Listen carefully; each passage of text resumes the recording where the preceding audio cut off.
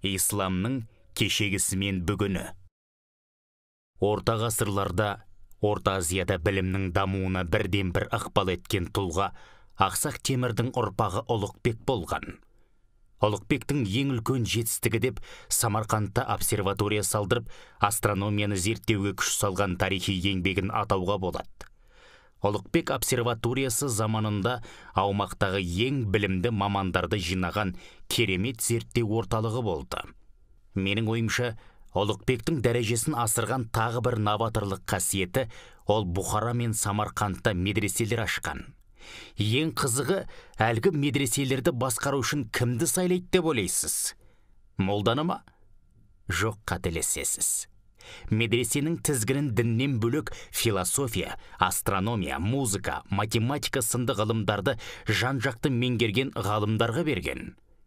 Басшылық қызметке адамдарды діни дәрежесіне қарап емес, сол замандағы заманауи ғылымдарды қаншалықты игерген біліміне қарап бекіткен.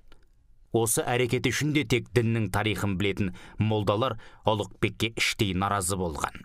Консервативті ойлайтын, тек діннің тарихы мен исламды білетін молдаларды сайласа, шатыр кетіп елдің бәрін арғы дүниеге дайындауға кірісіп, бұл дүниенің ғылымдары мен математика мен астрономияны ұмытып кететінін Ұлықбек сол замандақ жақсы түсінген ғой.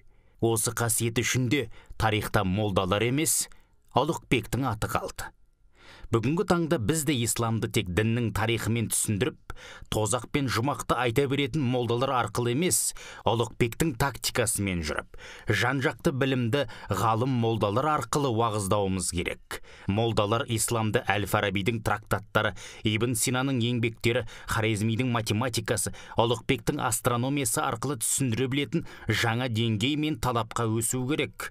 Себебі ислам тарихын айтып бір жақты уағыздай беретін, сақал мен балақтың әңгімесін айта беретін молдалардың ескі тактикалар әбден ескірді. Ескіріп қана қоймай, бүкіл мұсылман әлемін әлемдік дамудың көш соңында қалдырып тоқырауға тықты. Менің түсінігімде ислам тек арғы дүниеге дайындалатын дін емес, ислам ғылыммен тығыз байланысты. Егер исламның ғылыммен тығыз байланысты екені рас болса, исламды уағыздаушы молдалардың заманауи ғылымдардан неге хабар жоқ? Білсе айтады, білмесе несін айтады демекші, бүгінгінің молдалары айналып келіп тозақ пен жұмақ, тоқал мен хорғыздары, балақ пен сақалдың әңгімесін қозғай береді.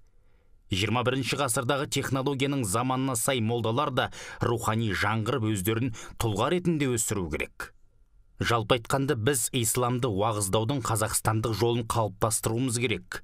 Ол жол мұсылман болсаң, Ұлықбектей бол, мұсылман болсаң, Әл-Фарабидей бол, мұсылман болсаң, Ибн Синадан тасып түс, мұсылман болсаң, математик Хорезмиді басып оз деген философияға құрылуы тиіс.